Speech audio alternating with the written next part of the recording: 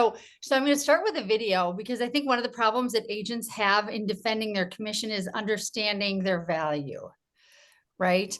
And helping educate the public on what their value is. And they really have no idea, especially solo agents who don't make themselves accountable to their expenses. And I came across a video that was really straightforward about how to educate your clients, your customers, the public on your value so they stop questioning your value, right? And it starts with that. If you don't have confidence in your value and what your cost of doing business is, the combination of the two, you're going to fail at this business, right? You're going to fail at defending your commission, et cetera. So I'd like to start with that. Oh, a lot of people coming on. This is fun. So we'll go.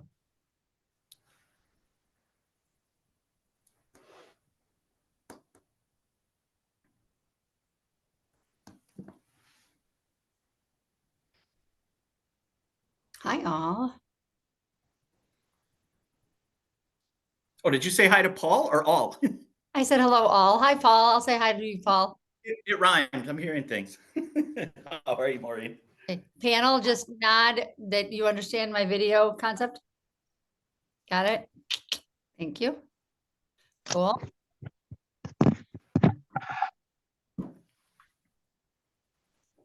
Good morning, everyone. Good morning. Lovely to see you all. Good morning. I think I even understood that, or I think I know, oh, okay.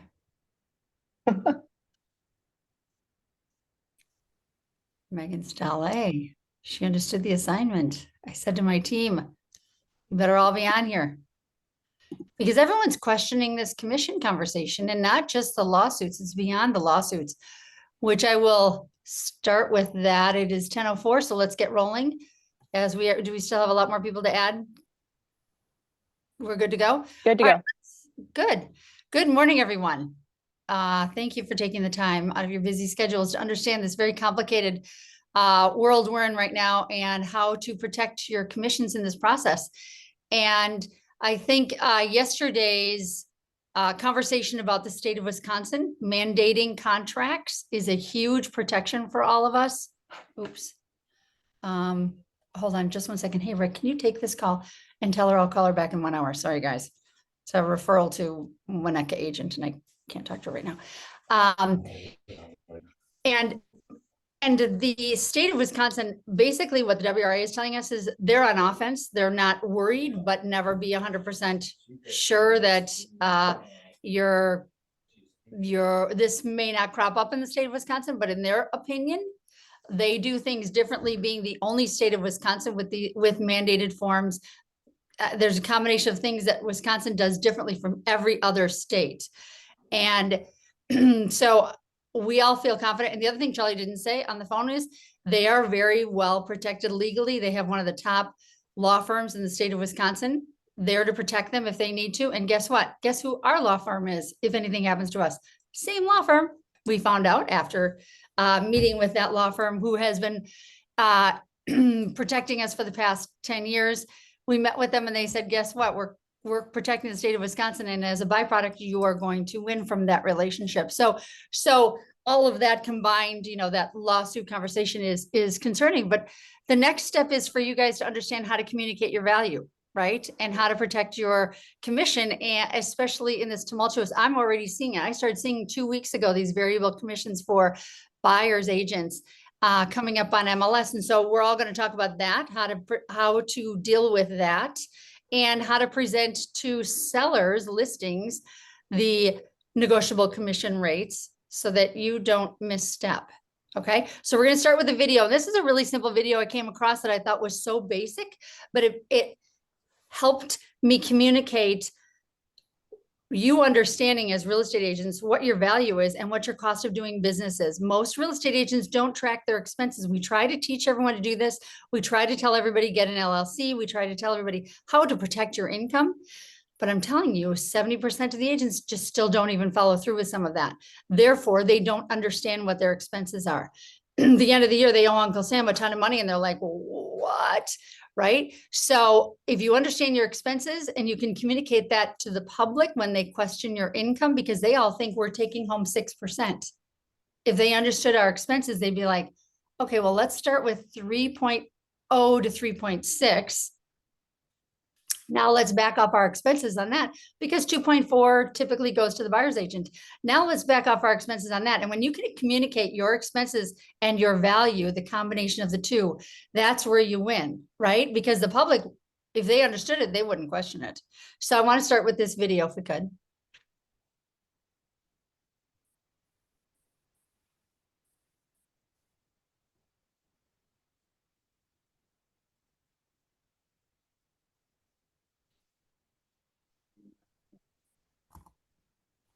Not working. Is it not working? All right. The volume's not working. Can't hear. You gotta click the volume button on the bottom. Oh, down at the bottom, there you go.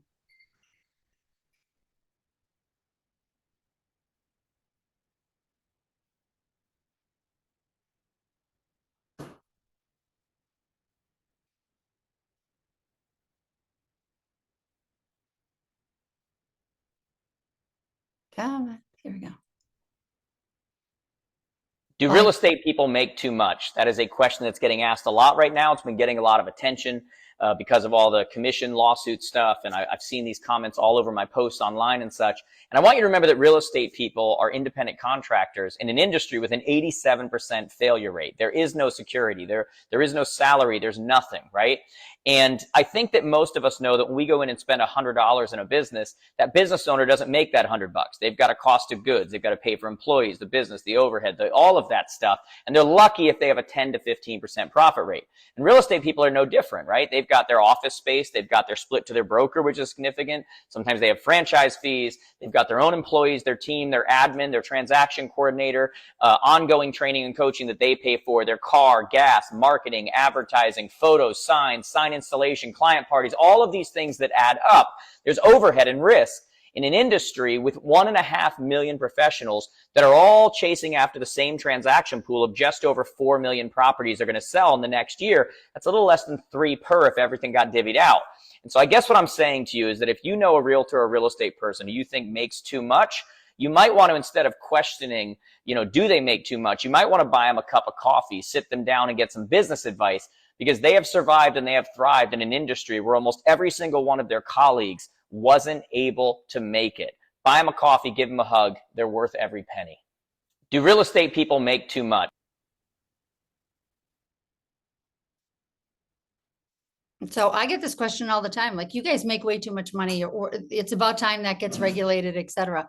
And when I break it down for people, they're like, well, had no idea, right? If you take the time and say, and very politely say, if you could be curious for a second, let me tell you what it costs me to be in this business with no guarantee of income, right? And it's a lot. It's a lot of risk to my family. But for me to perfect my craft and be the best representation of you, buyer or seller, this is what I needed to do. And therefore, I'm banking on myself that I'm going to make the income that's going to benefit my family post these expenses, right? So let's start with, go around the horn. And this is just going to be an open dialogue amongst Katherine up there. We see Katherine at the top, Paul and Bruce, and just a dialogue about how you guys communicate your value in this tumultuous market we're in, where everyone's questioning our commissions. Anybody want to jump in with a basic sort of overview of what their thoughts are on that topic? I can kick it off. I think I'm Katherine Egelhoff, everyone. I'm on the Phair-Hinton Group team, Chicago, Milwaukee, and I've been in the business for about 4 years. And a lot of my business, when I first started out, came out of buyers. And now we're moving into more listings at this time. So just a little bit of an idea of where I am in my business. And I think the biggest thing that as realtors we need to do, and what this lawsuit has kind of spurred some fire under me, is just to level up in terms of professionalism. Every single interaction we have with our friends, family, clients, past clients, coffee shop, barista, We need to bring a level of professionalism to the industry to showcase that we are worth our commission. There are a lot of people in this business that don't essentially make it that I think lack that level of professionalism. And if we can go into our day-to-day interactions with literally everyone and showcase ourselves as a professional, and start to articulate our value starting there at the very minimum, I think that would be a huge opportunity for our entire industry in order to help articulate our value and our commission. Mm-hmm. Paul, Bruce? Sure. I'll chime in. I don't necessarily know that we're doing, as it relates to buyer consult or seller consult, much differently. We've always broken the commission down. So like, my personal opinion is, yes, this lawsuit, the litigation is very serious. But the question that I ask myself, my team and agents in our office is, are we really truly doing business differently that we somehow lost value? And unequivocally, my answer is no. So we're not changing what we do. We're adhering to whatever the new rules will be as this continues to evolve. But in no way, shape, or form am I giving away one penny for what we do and how we do it. Mm-hmm. Yeah, I mean, here's the truth. It's never changing world we're in all the time. This is just one more hiccup that we have to deal with. This is not like the world has just ended. For most real estate agents that are new to this business, they're shocked and don't know how to defend that. For us who've been around for 8, 10 plus years, things change all the time. We're constantly having to defend ourselves in some category or another, right? We're always pivoting on negotiations. So this is no, in my mind, this is no different. It's, things are going to hit us and it might be a little surprising, but you've got to be able to think on your feet and then pivot. Mm-hmm. Bruce? Morning, everyone. I agree with something Paul opened with, which is really, we're certainly aware of the changing landscape, and you have to be, and you need to be prepared to talk about it. But on a day-to-day basis, we are not doing anything differently. If anything, it's just underscored the importance of, as Katherine said, keep working on being better, be more professional. When I came over to KW, we never did a buyer agency agreement. We would take people out, we would meet, we would be professional. And our approach was, hey, when we're ready to write an offer for them, we'll sign them up to a buyer agency and away we go, because we'll earn their trust, and all of that. What I now see that as is sort of shortcutting, and you also leave yourself exposed. So we are much more intentional, and for the most part, whether it's even a former client or a referral or something even more of a cold type of lead, we really have a focus on, if we can, hey, before we go, let's say you get a call on a listing, hey, we'd like to go see the property. Our traditional response was, great, set up the showing and you meet them there. Wrong approach, guys. If you can, and everyone won't buy into this, hey, that'd be great. Before we go and see the property, can we meet at our office for half an hour? I'd love to meet you, talk a little bit about what your goals are, talk, and so forth. Most people will do that. That's your opportunity to meet them. The whole key is, as with anything, ask questions, find out what their hot buttons are, and then tailor your response and tailor your value around that. So it's just like any sales, but it's easy for us as agents, especially when we're busy. Right now, most of us aren't as busy as we'd like to be, but it's easy to make that shortcut. So that's my main thing to everyone, and certainly our team. Establish a rapport, establish a relationship, and then we explain to them all the reasons why it's going to benefit them to hire us and to sign a buyer agency. So I'll pause there, but then certainly within that, there are other steps and tips that maybe we can segue into. But that's my kind of high level perspective. Can I ask a question on that specifically, what you just mentioned? First, I just want to comment Abby Wall's comment of safer to meet them somewhere first before you go show a stranger a property, right? We all know that's like ABC 101. Got to do that. But Bruce, oftentimes we'll get, when we ask them to meet us first before we show properties, so we can understand their goals and their mission and their family's vision for their life. What do you do when they say, no, I don't have time for that. I'll just meet you at the house? It all goes by feel. So sometimes then you just meet them and then you encourage them to do that. The other thing, and Maureen, I know we've talked about that. The other way, if you're bold and confident, and again, a lot of it is about getting a feel for the situation. Bring a buyer agency agreement along, and if they start asking questions, it's a slippery slope. You don't want to be standoffish and say, well, look, I can't be 100% candid with you because right now as we stand here, I work for the seller. What? So then have the conversation then, not a hard sell. Hey, I'd love to work with you. You know, I'm limited in terms of what I can provide in terms of, you know, potential issues with the property. Because again, I'm working for the seller right now, and I'd love it if you would think about hiring me. Should we go have a cup of coffee and talk about that? And I think a lot of people are shocked and surprised at that. That would be the preferred, I think, next step. Yeah, I'll piggyback on that. My common practice is if they don't want to meet me in person, they don't have the time, I'll ask them for a 10-minute Zoom. Just get eyeballs on each other, talk about the process, talk about what we're going to look at. Is there anything else I can add to the list since you're heading out to look at something? And then I talk about buyer agency. I don't ask them to sign it on the spot. I just say, hey, we're going to have this conversation and here's the form. Happy to send it over to you in advance. But this is something that is non-negotiable with the people I work with. And I give them all the right reasons, right? I work for the seller. You ask me any questions. And I have had people refuse to sign it in the beginning until exactly what you said. We get into a house and they say, tell me about this neighborhood. Tell me about the neighbors. What do you think about this? What do you think about the school system? What, you know, what churches are close by? Give me your opinions on, and I'll just go, oh, here you go. Would you please sign this? I can answer all those questions if you sign this. Otherwise, I'm working for the seller, and it, you know, in there, everything has to be in their best interest unless I'm working as a buyer's agent. And honestly, I had 2 attorneys who refused to sign it until the first house in the master bathroom. They asked me that exact question about the neighborhood. I said, here you go. If you sign, and they go, okay, fine, fine, fine. And I always tell them, we're just dating. You can break up with me anytime until we have an accepted offer. But while we're dating, we have to be under contract. And I won't work with anybody because I will say something and I'll end up in a lawsuit. Their cameras are always in these houses. You're going to end up in a lawsuit if you don't have a buyer agency the minute you walk through a door.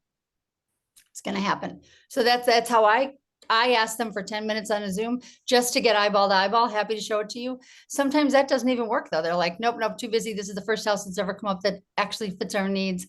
Let's go take a look. You know, there are going to be those situations that are going to happen, but I will send them the buyer agency in advance, just so that they know I can't give them any opinions on anything unless they sign it. Catherine, anything to add to that, Paul? Yeah, I like to also use the buyer agency as just communicating it as an employment agreement. We are professionals and we then become employees of our clients. And so sometimes people can wrap their heads around what buyer agency really is. Like when you have a listing agreement, that's an employment contract to list your property and be the fiduciary for that listing. Same thing for buying a house. And I can't give my professional opinion or my professional guidance or represent you unless I have this employment contract with you directly. So people seem to be able to grasp that a little bit more as well. So. Yeah, I like that employment contract. That's cool. That's a good one. Paul, anything to add to that? Yeah, so I love what Catherine said too. What I would piggyback on her is that we also have like a fairly detailed sheet, like just general costs of purchasing a home that we kind of use to complement the buyer agency agreement. So in my mind, what is the biggest value to the buyer? We represent their best interests. And then what's probably a close second, or maybe the first, is how much is this going to cost me? And how much is everything going to cost? So like when we're going over, you know, inspection, appraisal, you know, lenders typically say, oh, we've got a special $1,100 on closing costs. And no offense to any lenders, but they're not talking about all of the expenses. And then we're taking all the guesswork out of expenses, and then we're breaking it down. And similarly to listing a home, when we do the buyer agency, we basically say the Nicolet Group's buyer agency fee is $2,400 plus $995. And when we work with the seller, here is what we charge: $3,600 and $1,200. This is the fee for our services. And then same appointment, then we're alluding to, our various unique value propositions. Okay, let's dive into that for 1 second. You make that in addition to your buyer agency, the breakdown of costs. I love Yes. that. Okay, and what happened? How do you communicate the 2.4 may not be their expense, but it may be their expense? I look at it as like a glass half full situation. I let them know, hey, you know what? The good news is the overwhelming majority of people are going to pay the majority of our compensation. And the majority of our people are only paying the additional commission. And then if it's somebody who's acclimated, familiar with the lawsuits, then I'm reminding them, okay, this did happen in another state. And I'm so glad that we live in Wisconsin. Why? Because we have been doing things very transparently as it relates or it compares to other states. And let me tell you what applies to you, Mr. and Mrs. Buyer. So I'm just kind of changing that directionality when people are thinking all different things on that. Okay, so I love this. Transition this into this question, because this question came up on my team the other day.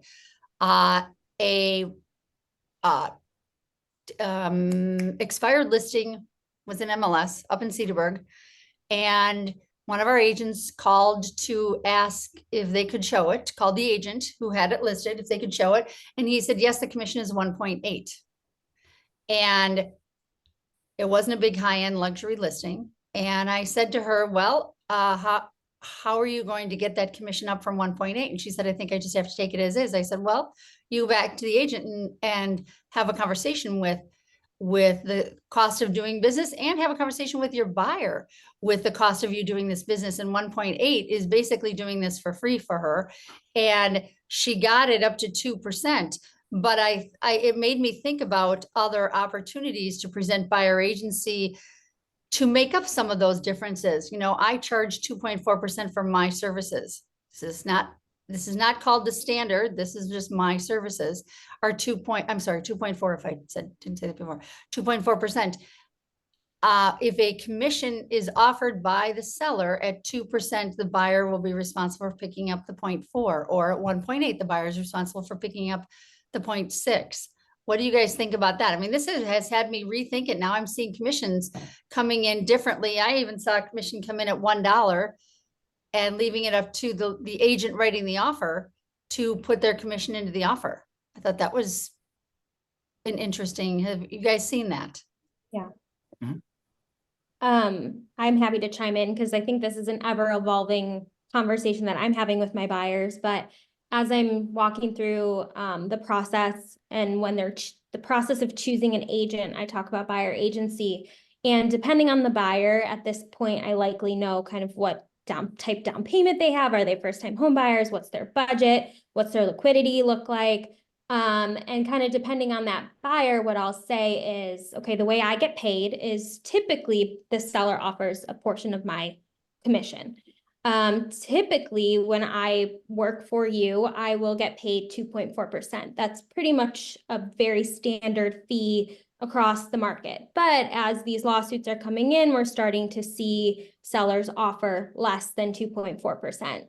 Now for you, buyer, maybe they're a lower, who knows what the story is. Maybe I'll say, if the seller doesn't offer a 2.4 commission, I'm willing to take a cut of like 2.5 or 2.2. Like that's as low as I'll go. So I'll work for you for 2.2%.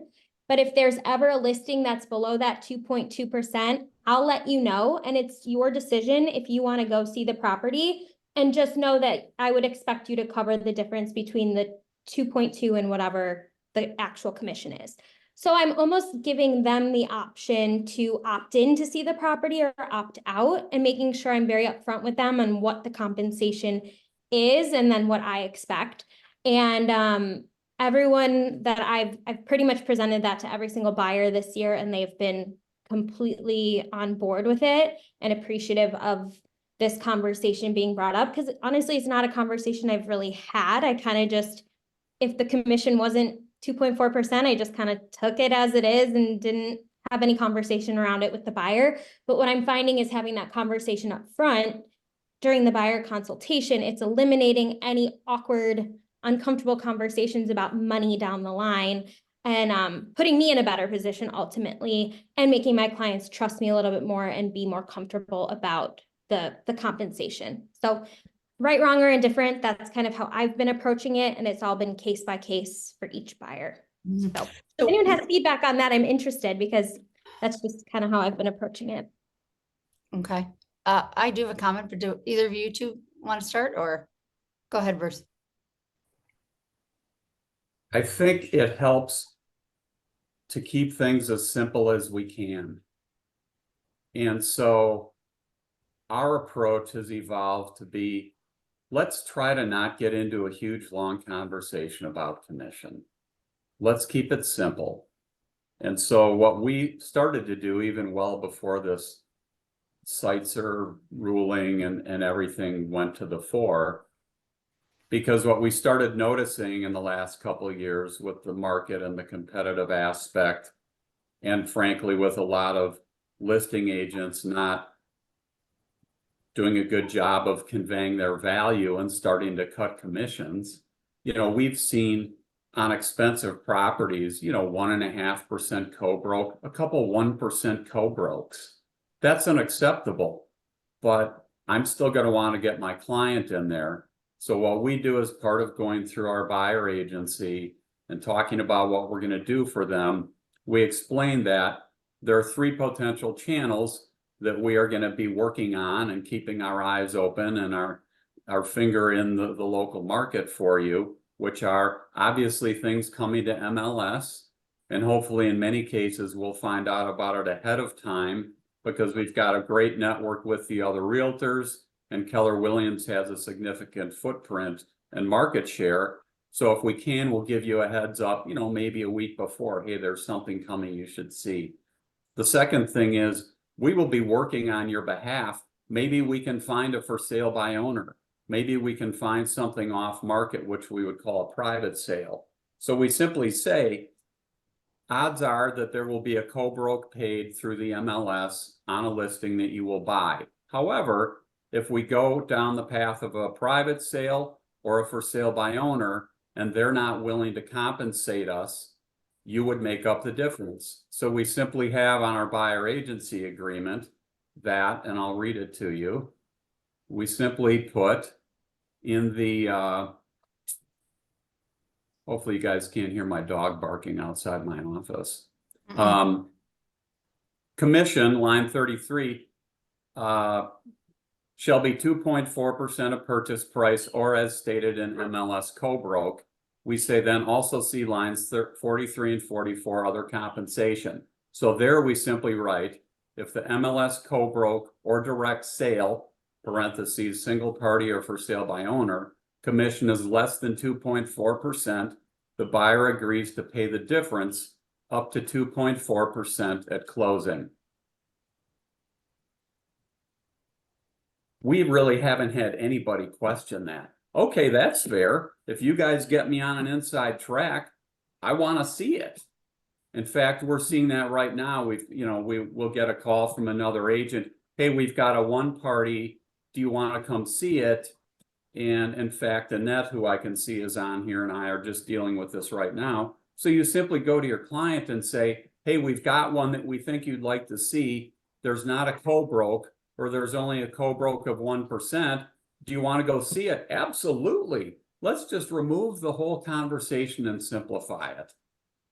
So that's the approach we're taking. And I would really encourage everyone, try to avoid getting into the weeds about this whole, we're not even talking about sites or the commission dilemmas. People want to go find a home. Now, if they bring it up, certainly be prepared to talk about it. Okay, I like that line, adding that line to it. Have you had anybody have to pay the commission for you? Any buyers? We have not. We have not yet had anybody do it. And But they don't have any- actually, I mean, going in the past, we've had buyers pay commission, but not like this past year when we've been using this mechanism and for this reason.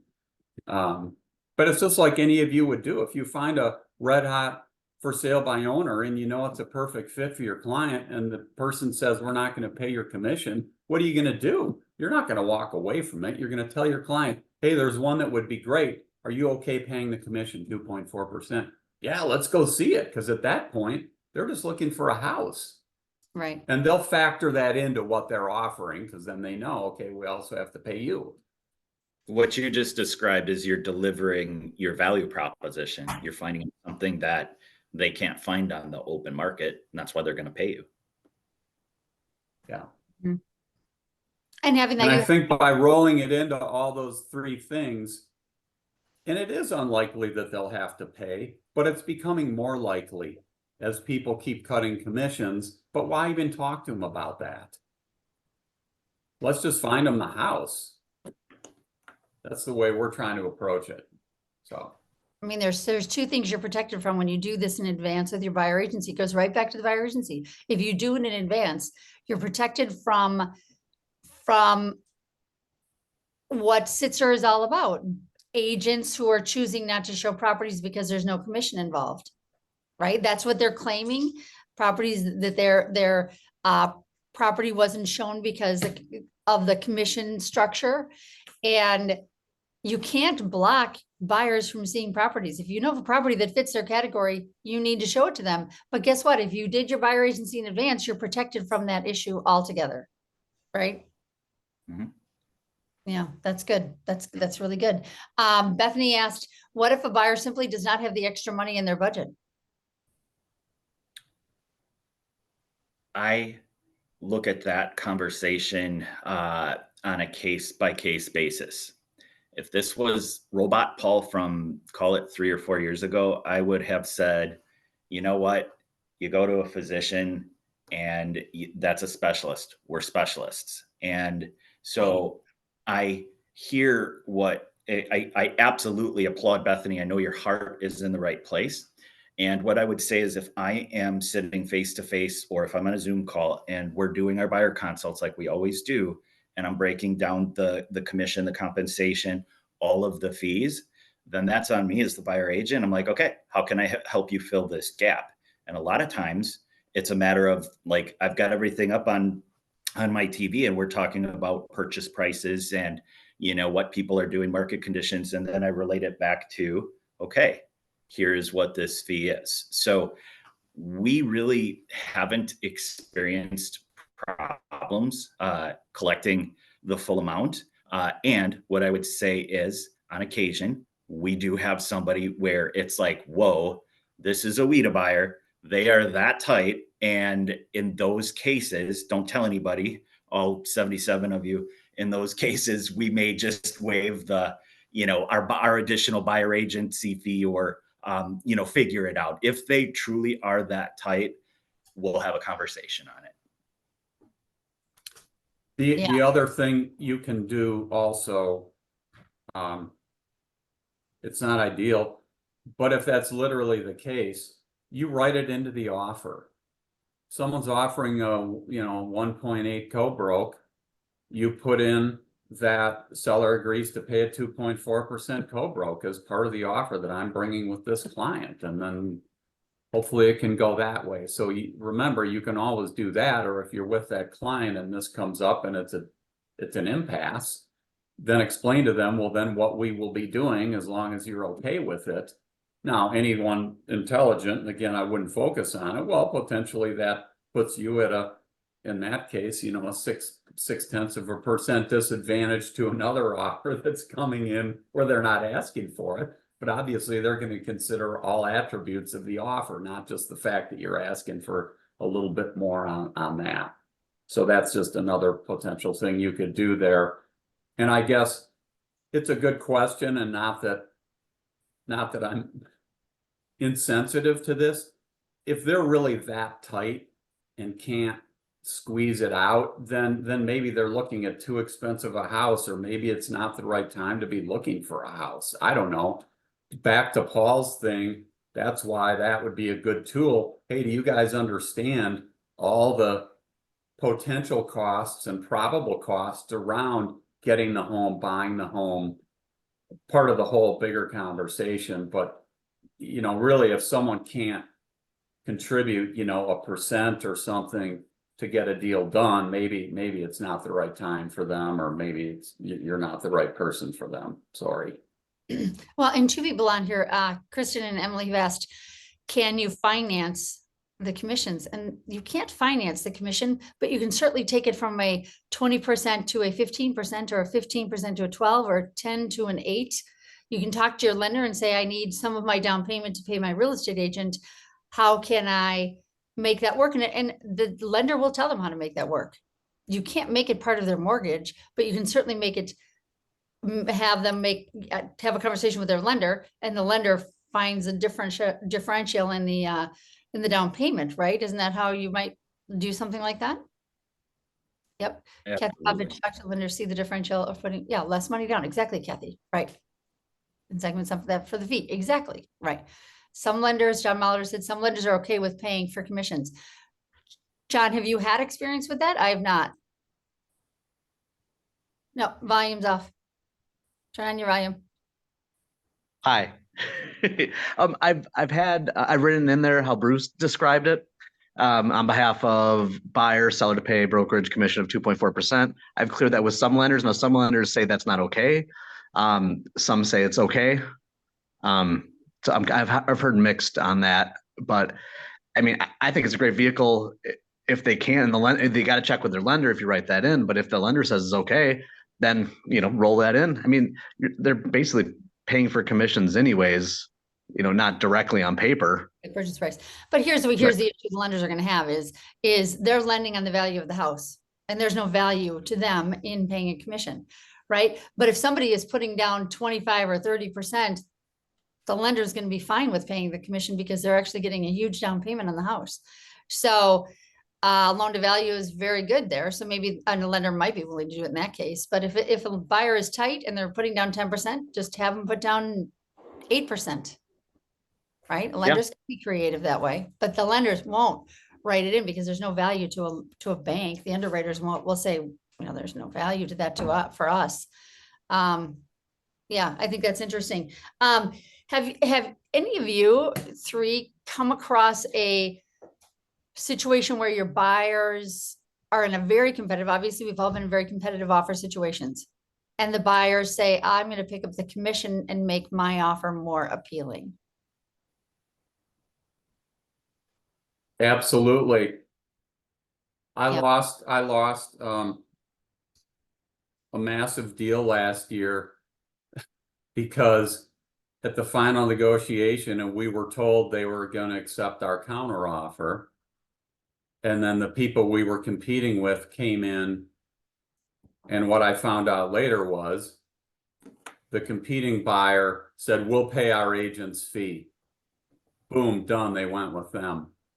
So you got, if you've got it's certainly, money's money. It just hits the bottom line. So that definitely, if you guys are fighting it out, and you've got a buyer that might be amenable to that, it's, what's the difference? Okay, we increase our offer price by X, but there's just something different, I think, that feels like a bigger win probably to a seller. Hey, we don't have to pay that commission, boom, and it's a meaningful chunk of money. Yeah. I mean, this all comes back to the buyer agency, right? If you meet with your buyers and you discuss buyer agency, Bruce, I would love it if you could send me your verbiage. I think that what you put in line, I wrote down 43 and 44, I think is super valuable. I'd love to share with everybody because I think it's basic, it's straightforward, as you said, very uncomplicated. Very uncomplicated. But I think it goes, all of this wraps up to buyer agency. All the things everyone's concerned about with this commission situation wraps it all up in buyer agency. You have your buyer agency, you discuss all of those things, you add that line 43 to 44, other compensation. You have that conversation from the front end about, we all talked about, not we all, but some of us have conversations with buyers about how to write cash offers, right? There's strategic ways to write cash offers. You do that way in advance of them ever looking at a house. If you're going to end up in a 12 offer competitive situation, you're going to have that conversation with your buyer about, okay, let's talk about a cash offer. You don't want to have that the day you're writing the offer and the offers are due at 5 o'clock and it's 1 o'clock in the afternoon. That's not the time you're going to have the conversation about writing a cash offer. You're going to help them understand how to obtain the ability to write a cash offer. There's lots of different ways you can do that. And if you're going to have that conversation with them, you're also going to have the commission conversation.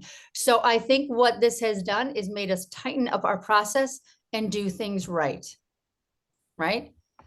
Follow the rules, do things right, represent your clients to the best of your ability. And in doing so, it's called educating them on the front end so that you're not freaking out day of. And I get these phone calls of, Maureen, what am I going to do? Did you sit down with them and talk about buyer agency? Did you go through compensation? Did you go through the cash offer possibilities? Did you vet both of those options out? Have they talked to their lender about paying for commissions and how that might get structured? All of that has to happen in advance in this competitive market. So it's one more reason for you to sit down and say, we are in a very competitive market, 10, 12, 14 offers. It's beastly. And for you to be in the best position, I would like to explain to you all of the opportunities you have in front of you so you can best be prepared the day we find the perfect house and you're ready to write an offer, right? Change the script, change the mindset on these buyer consultations, because people go, oh, I'll meet you at the house. We'll have a buyer consultation there, or they're too lazy to do it. You have missed all of these opportunities to have these conversations and you're going to be behind the 8 ball and you're not going to win the contract. Right? And then your buyer is going to feel like you didn't represent them well, or you didn't inform them in advance. They're going to be upset with you. And then they're going to go look for a new agent. Right? And yeah, as like the newest agent on this call, on this panel, I used to operate in that way, right? I used to just show up at the house and take every piece of business I could get. And what I'm learning now is that the buyers who raise their hand and follow my process in the sense that like I'm able to add value to them are the clients that are most successful. And so by articulating that to clients who maybe are pushing back on sitting down and having a formal buyer agency and formal buyer consultation, maybe those aren't the right clients either. So just being able to articulate your value and get in front of people in the proper way, I think will eliminate any sort of question mark of what your commission or value is. Yeah. So Kristen Schlingman and Rick Rubin have 2 comments on here I want to dive into for a minute. Kristen Schlingman is, that's the big, do you foresee that things will shift, that buyers are always paying the commission on their end? I feel like once word gets out on the street that things will change. This might get answered in Rick Rubin's. And if you wouldn't mind jumping on, would you be able to do that and talk about the merit-based fee system? Good morning. I jumped in late, I think at like 20 after, so I apologize if I'm covering anything that was covered. And I just want to preface my comments by saying that this isn't happening in other brokerages, and to have the caliber of people on the panel talking about what they're doing is unique to our brokerage and what makes us who we are. I have a little bit different take on things usually, for better or worse. I think our industry's been a bit of an anomaly, and it hasn't been a merit-based business. And to me, that's never made any sense.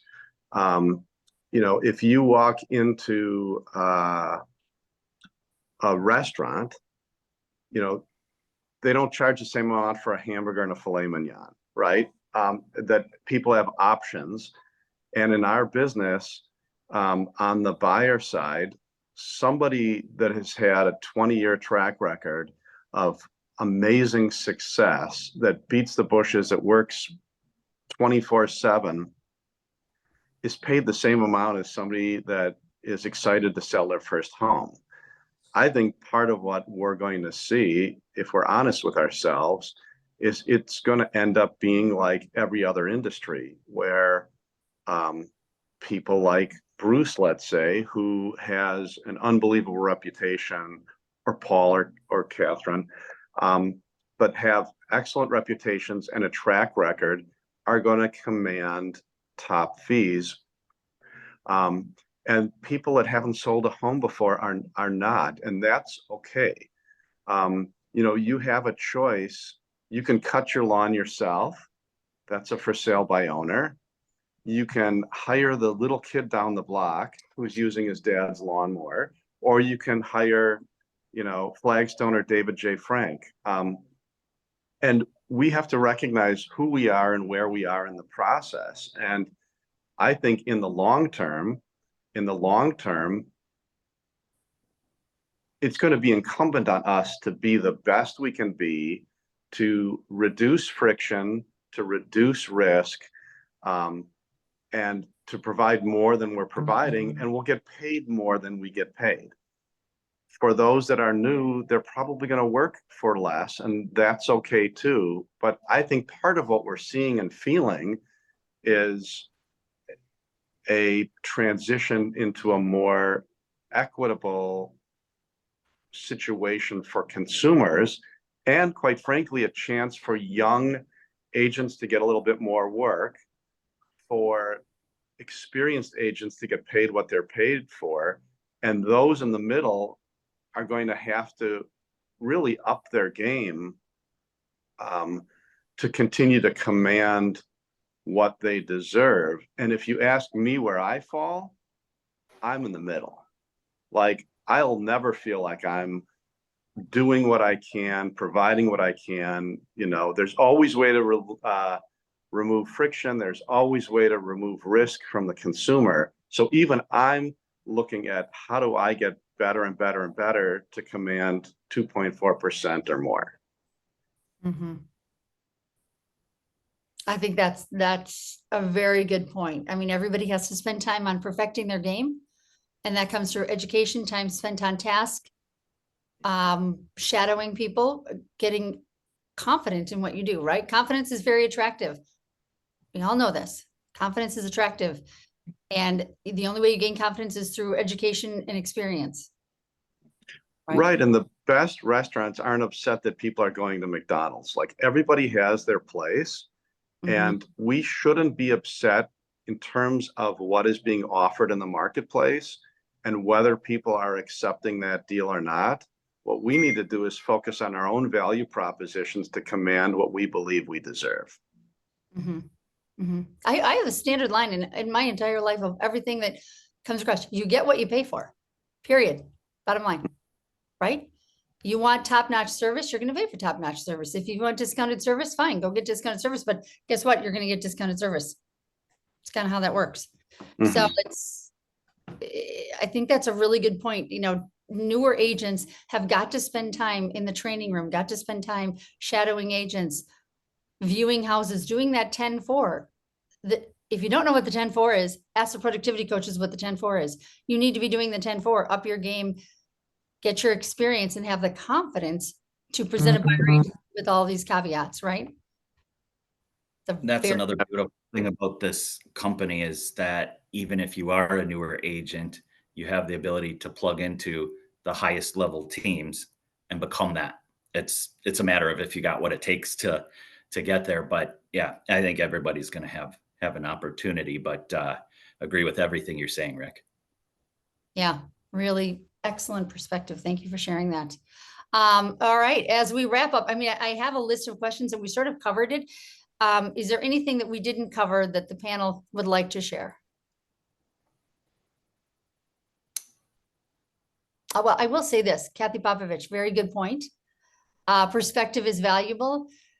Knowing where the real estate world was before sellers were paying compensation, then sellers were paying compensation, and then buyer agency was introduced, which we would all agree is a little quirky that we're being compensated by sellers, yet we're representing the buyer, right? We all acknowledge that's a little bit quirky.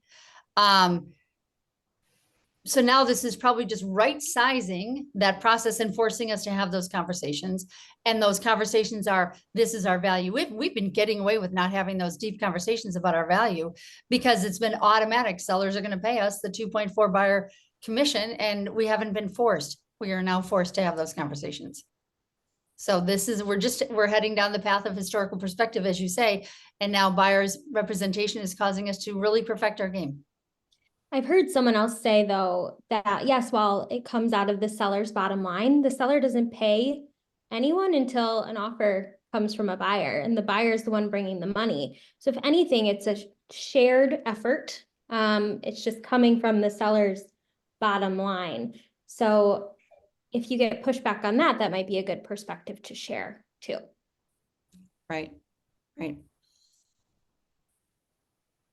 Anybody else have anything else to add? Any questions from the group?